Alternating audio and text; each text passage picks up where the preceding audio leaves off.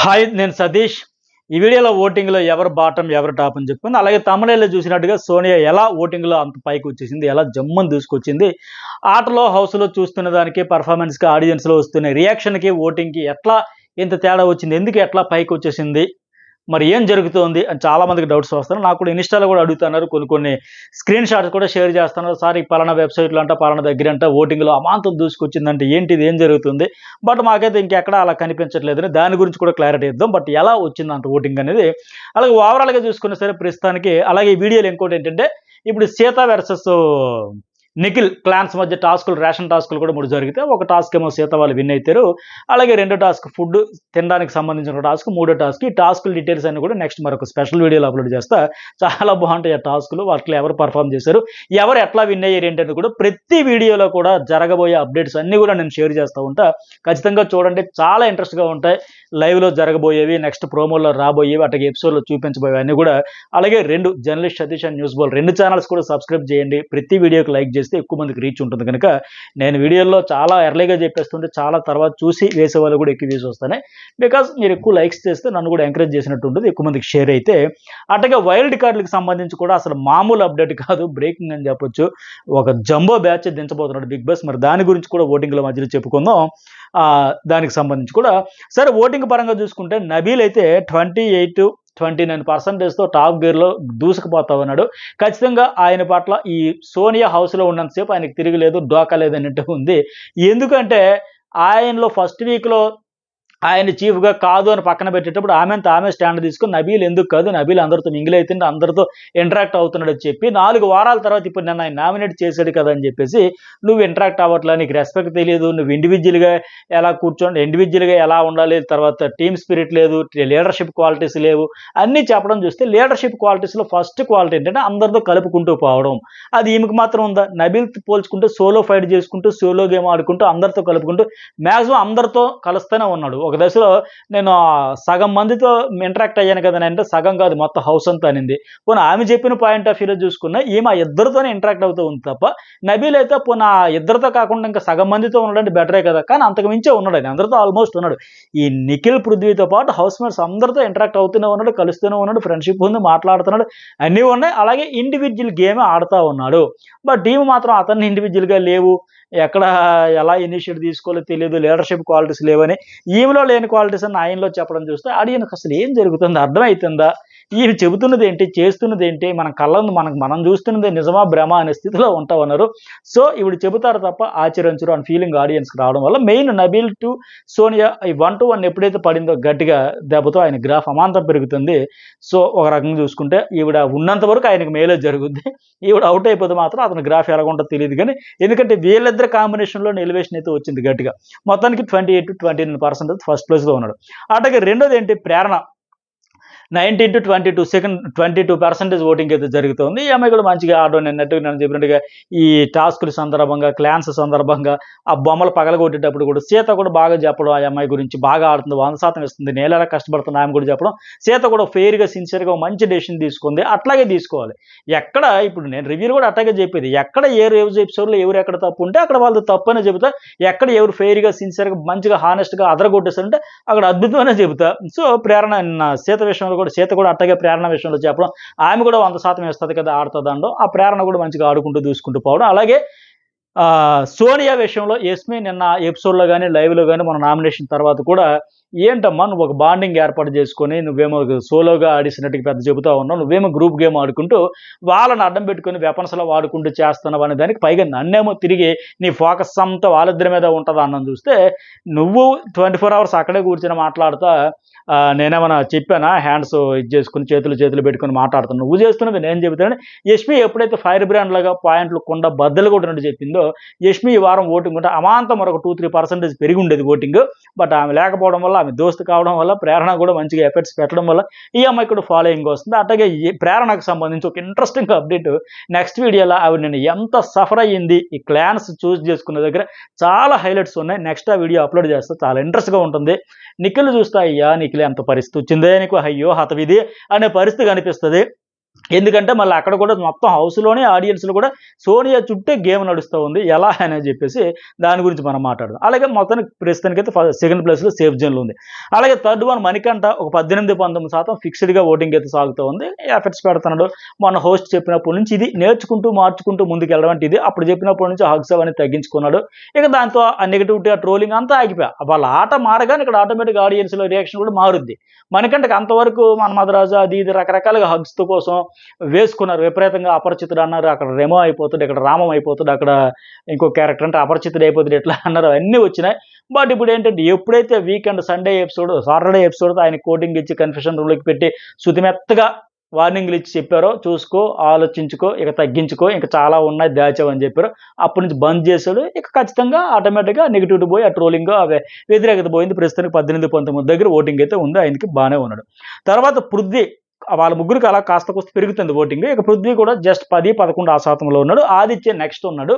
Prithvi, Aditya almost ఈక్వల్‌గా ఉన్నారు. ఆదిత్యకి last week అంతా నేను చెప్పా కదా! డేంజర్‌లో ఉన్నాడు. కొద్దిగా ఎలా అయితే సేవ్ అయిపోవచ్చంటే ఆహ్, ఏంటది ఆయనకి శేఖర్ భాష వెళ్ళి ఉండేటప్పుడు కొంత సర్వీస్ చేశాడు. భద్రాచలం ఆ ఏరియాలో కొన్ని విలేజ్‌లు దత్తత తీసుకొని ఆ కరోనా టైంలో కూడా అంబులెన్స్‌లు ఏర్పాటు చేయడం, ఆ పిల్లలకి విలేజ్ పిల్లలందరికీ ల్యాప్‌టాప్‌లు ఇవ్వడం, అక్కడ లైబ్రరీస్ పెట్టడం, పుస్తకాలు ఇవ్వడం, కొంత చారిటీ చేయడం. ఈ సోషల్ సర్వీస్ వల్ల వాళ్ళందరూ యాక్టివ్ అయ్యి, అయ్యో! మన కోసం ఇంత చేశాడు ఆయన ఉన్నాడు కదని మళ్ళీ ఆయన ఎప్పుడైతే నామినేషన్‌లో ఉంటున్నాడో ఆళ్ళందరూ ఫుల్ యాక్టివ్ అయిపోతున్నారు. వీలైనంత వరకు ప్రచారం చేస్తున్నారు. ఏమి ఆశించకుండా మనకి ఇంత చేశాడు కదా! ఇలాంటి మంచి మనసు ఉండాలని లెక్క. మెయిన్ సోనియా మళ్ళీ ఇతడి విషయంలో కూడా ఆ మాట్లాడి బ్లాక్ కాఫీ కావాలా? సరే కూర్చోండి, ఆరాంగా కూర్చోండి, రిలాక్స్ అయ్యి చెప్పండి. మీరు నాకు చెప్పినవి అసలు పాయింట్‌లే కాదు, మైక్ గురించి పాయింటే కాదు.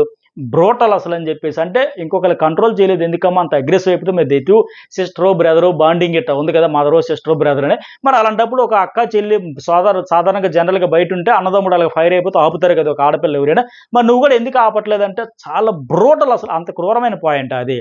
ఆమె కనీసం ఆయన వాలిడ్ పాయింట్స్ ఇప్పుడు మైక్ వేసి కూడా ఇవ్వను. బట్ ఈమె అవి కూడా పాయింట్లు కూడా చెప్పకపోవడంతో పాటు మెయిన్ ఏంటంటే అతడి విషయంలో పోక్ చేసి, ఎగతాళి చేసి, కొద్దిగా గర్వంగా మాట్లాడడం, అహంకారపూరితంగా మాట్లాడినట్టు ఆడియన్స్‌కి రీచ్ అవుతుంది. అది చెప్పే విధానం. సరే కూర్చోండి, మెడికల్ రూమ్‌కి తీసుకెళ్లాలా? ఇలాంటివన్నీ డిస్‌రెస్పెక్ట్ కింద చూడడంతో ఆయన మాత్రం సోనియా గారు నేను నేర్చుకుంటా, మార్చుకుంటా, తప్పులు దిద్దుకుంటా ఇట్లా మాట్లాడడం వల్ల కూడా ఆయనకి కూడా ఆటోమేటిక్‌గా ఓటింగ్ ఇది పెరుగుతా ఉంది. పృథ్వీ ఉంటే అగ్రెసివ్‌నెస్ తప్ప పెద్దగా స్ట్రాటజీలు వాడట్లే, ఏం వాడట్లే. ఉంటే దూకుడుగా వెళ్ళిపోతున్నాడు. ఆ రకంగా నిఖిల్ కూడా ఓటింగ్‌లో లేకపోవడంతో కాస్త కూస్త షేర్ అయితుంది. సో, ఆదిత్యకి ఇట్లా వస్తుంది. ఇక సోనియా మాత్రం పక్కాగా లీస్ట్‌లో 6-7% ఓటింగ్‌తో ఉంది. మరి థంబ్‌నెయిల్ ఏంటి సోనియా ఓటింగ్ దూసుకుపోతుందంటే కొన్ని వెబ్‌సైట్స్ ఉంటాయి. ప్రతి సీజన్‌లో 1, 2 అప్పటికప్పుడు క్రియేట్ అయితే ఈ ఫ్యాన్ పేజెస్ కావచ్చు. వాళ్ళకి కావాల్సినోళ్ళు కొందరు క్రియేట్ చేస్తారు. అవేంటంటే బాట్స్ ఓట్లతో దబడి బాధకెళ్ళిపోతూ ఉంటారు. అలా వచ్చిందే 1, 2 తప్ప అది 100% కాదు. ఆడియన్స్ ఓటింగ్ ఏంటంటే ఇప్పుడు మన న్యూస్ బోల్ ఛానెల్‌లో, జర్నలిస్ట్ సర్వీస్‌లో ఇంకా అదర్ యూట్యూబ్ ఛానెల్స్‌లో వీటన్నింటిలో వేసేటప్పుడు ఒకరు ఒక ఓటు వేయాలంటే ఒక మెయిల్ ఐడీతోనే అవుద్ది. ఇప్పుడు ఒక 30,000 ఓట్లు ఇప్పుడు నేను వీడియో చేసే సమయానికి న్యూస్ బోల్‌లో 25,000 వేసారంటే 25,000 మెయిల్ ఐడీస్ ఉండాలి. అట్లా చేసేదంతా కూడా ఫెయిరు. ఇక్కడ యూట్యూబ్ ఛానల్స్‌లో వీటిలో అలా వేయడానికి లేదు. మీరు ఇంకొక ఓటు వేయాలంటే ఇంకో మెయిల్ ఐడీ, ఇంకో మెయిల్ ఐడీ అలా ఎవరు ఎన్ని వేయాలంటే అన్ని మెయిల్ ఐడీస్‌తో మళ్ళీ క్రియేట్ చేసుకొని వేయాలంటే చుక్కలు కనబడతాయి. సినిమా కనబడతాయి. అక్కడ వెబ్‌సైట్స్‌లో అట్లా లేదు. టక్కన ఒక సింగిల్ బటన్‌తో కావాల్సిన గుద్దు పడేయొచ్చు. బాట్స్ ఓటింగ్‌లు అవి జస్ట్ మ్యానిపులేషన్ కోసం కావచ్చు, కన్‌ఫ్యూజ్ చేయడానికి కావచ్చు, రకరకాల స్ట్రాటజీలు ఉంటాయి అవన్నింట్లో. ఆ మాత్రం ఓటింగ్ కూడా పడకూడదు. అలాగే మొన్న ఆదిత్య ఖచ్చితంగా ఆయన ఉండి ఈ వారం ఈ అమ్మాయి వెళ్ళిపోవాలంటని కూడా ఒక డిస్కషన్ జరిగింది నైట్. ఈ సీత, విష్ణుప్రియ వీళ్ళందరూ ఆయన సేవ్ అయిపోవాలంటే ఈ అమ్మాయి అవుట్ అయిపోవాలంట.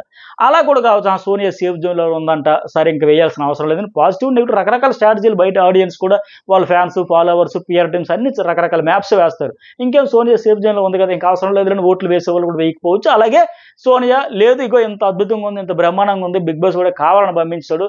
లేదు ఇంకేదో జరిగిపోతుంది, ఇది అన్‌ఫెయిర్ ఎలిమినేషన్ అని చెప్పుకునేదని కూడా వాళ్ళ వల్ల కూడా కావచ్చు. రకరకాల మ్యాజిక్‌లు, జిమ్మిక్‌లు, మిక్సింగ్‌లు ఈ సోషల్ మీడియా ప్లాట్‌ఫార్మ్స్ మీద జరుగుతా ఉంటాయి. అందులో ఏదో ఒక సైట్‌లో అట్లా వచ్చింది తప్ప, అంత పెద్ద అందులో ఒక 4,000, 5,000 పడతా ఉన్నాయి తప్ప, అంత ఒరిజినల్‌గా అయితే ఏ ప్లాట్‌ఫార్మ్‌లో చూసుకున్నా ఆమె లేదు.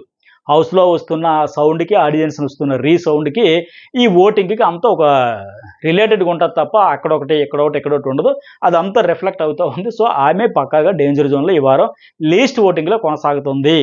ఆమె వెళ్ళిపోయే ఛాన్సెస్ వెరీ హై ప్రస్తుతానికి చూసుకుంటే.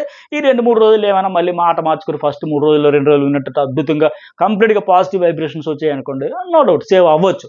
కానీ ప్రస్తుతానికైతే నాకైతే హోప్ కనబడట్లా, ఎందుకంటే బాగా గ్యాప్ వచ్చేసింది లాస్ట్లో ఉండే పొజిషన్స్కి. అలాగే మన న్యూస్ బోర్డ్లో ఉండేటప్పుడు ఎట్లా ఉందంటే ఓటింగ్ 25K ఓటు వేస్తే నేను చేసే సమయానికి వీడియో, నాగమణి కంట లేదా ప్రేరణ కోసం 39% వేస్తే, నబీల్ అఫ్రీద్కి 31%, ఆదిత్య వంకం 11, పృథ్వీకేమో 10, సోనియాకేమో 9% ఉంది. అట్లాగే జర్నలిస్ట్ సతీష్లో ఒక 17-18 వేల ఓట్లు వేస్తే అందులో నబీల్ అఫ్రీది 35%, ప్రేరణ 24, నాగమణి కంట 19, పృథ్వీ లేదా సోనియా కోసం 12 అంటే 6 అనుకోవచ్చు, ఆదిత్య వంక 10. మన ఈ 2 ఛానల్స్లో కూడా మీరు ఓటు వేయండి, ఆ లింక్ కూడా షేర్ చేయండి, కమ్యూనిటీ ఉంటుంది యూట్యూబ్లో. అట్లాగే అదర్ ఒపీనియన్ పోల్స్ అన్నింటిలో కూడా వేయండి, చాలా ఇంట్రెస్ట్గా ఉండబోతుంది అనేది. అలాగా ఇంకో పాయింట్ ఏమంటే చెప్దాం అనుకున్నా కదా, వైల్డ్ కార్డ్ ఎంట్రీస్ గురించి అయితే క్రేజీ అప్డేట్ ఏమంటే, ఏకంగా దసరాకి బంపర్ ఆఫర్ ఇద్దాం బిగ్ బాస్ ఆడియన్స్కి, ఏకంగా ఒక జంబో బ్యాచ్ అనేది దించేద్దాం అనేది ప్లాన్ అయితే చేస్తా ఉన్నారని నాకు తెలుస్తుంది. 12వ తేదీకి హౌస్లోకి ఒక 12 మందిన ఎంతమందిని పంపిద్దామని ప్లాన్ చేస్తారు. ఇప్పుడు ప్రస్తుతానికి 11 మంది ఉన్నారు కదా, వచ్చే 4-5-6 వారాల్లో, అంటే 12వ తేదీ వరకు 4-5 వారాల్లో ముగ్గురు అవుట్ అయిపోతే 6వ వారం కంప్లీట్ అయ్యేసరికి 8 మంది హౌస్లో ఉంటారు 11లో. అప్పుడు 6 వస్తే మొత్తం 14 మంది అయితే ఇంకా 9 వారాలు ఉంటాయి. 9 వారాల్లో 9 మంది అవుట్ అయితే 5 గ్రాండ్ ఫైనల్ అకుంటారు. ఇది ఒక లెక్క. బట్ 6వ వారం కంప్లీట్ అయ్యేసరికి ఏకంగా అంతకు మించి తెద్దాం, 8 మంది ఉండేటప్పుడు ఏకంగా 12 మంది తెద్దాం అనేసి కూడా ఒక బజ్ నడుస్తుంది. అప్పుడు 20 మంది అయితే ఇంకా 9 వారాలు ఉంటాయి. సూపర్ 6 అని చెప్పేసి ఫినాలేకి 6 ఉంచినా సరే ఇంకా 14 మంది ఉంటారు. సో 9 వారాల్లో 9 మంది అవుట్, ఇంకా 6 ఉండిపోతారు. అంటే వరుస పెట్టి డబల్ ప్రతి వారం డబల్ ధమాకాలు ఇచ్చుకుంటూ పోవాలి. ఇంకా హౌస్ మేట్స్కి ఫుల్ ప్రెజర్ పెరుగుతూ ఉంటుంది, ఆడియన్స్ కూడా కిక్ వస్తుంది, ఏ ఇద్దరు పోతారు. అయితే ఇది జరగదు అనుకుంటున్నాను, మరి 12 మందిని తెచ్చేసి అలా ఉండదు. కాకపోతే ఉండే ఛాన్స్ కూడా కొంత ఉంది. ఎందుకు ఉంది, ఎట్లా ఉందంటే, కొంతమందిని గెస్ట్ల కింద తెచ్చి పంపించి, ఇగో నేను ఈ కంటెస్టెంట్ని దత్తత తీసుకున్నా, అడాప్ట్ చేసుకున్నామని చెప్పేసి వాళ్ళకి ఫుల్ ఫీడ్బ్యాక్ ఇచ్చి రెచ్చగొట్టి రచ్చ రంబోలు చేసి గెస్ట్ల కింద వచ్చి ఒక 2 రోజులు 3 రోజులు ఆడించేసి కెలిక్ఫైయింగ్ చేసేసి పంపిస్తే ఆట నెక్స్ట్ లెవెల్కి పోతుంది. ఇలాంటి స్ట్రాటజీలు కూడా ఉంటాయి, అది కూడా జరగచ్చు. ఇది ఎటు లిమిట్లెస్ అన్నారు, ట్విస్ట్స్ టర్న్స్ బీభత్సంగా ఉంటాయని ఇలా కూడా జరగచ్చు. సో ఇది ఏదైనా జరగచ్చు అనిపిస్తుంది. సో ఓటింగ్ అయితే ఇది, సోనియా అయితే లిస్ట్లోనే ఉంది, నో డౌట్. ఇది దీనికి సంబంధించి. అలాగే నెక్స్ట్ వీడియో మాత్రం ఎట్టి పరిస్థితులు మిస్ కాకండి, చాలా లైవ్ అప్డేట్స్. క్లాన్స్ ఎంపికలో సీత వర్సెస్ నిఖిల్ జరిగేటప్పుడు ఎంత డ్రామా క్రియేట్ అయింది, అసలు ఎవరు ఎంత కరెక్ట్గా పాయింట్లు చెప్పారు, నిఖిల్ సోనియా పరిస్థితి ఏంటి, సీతకి ఎందుకు అంత డిమాండ్ పెరిగింది, ఒకసారి హౌస్ మేట్స్ అందరూ సీత అని ఎందుకు వెంటబడ్డారు, హైలైట్ ఉంటుంది. అదైతే మిస్ కాకండి. అలాగే లైక్ చేయండి, కామెంట్ చేయండి, సబ్స్క్రైబ్ కూడా చేసుకోండి.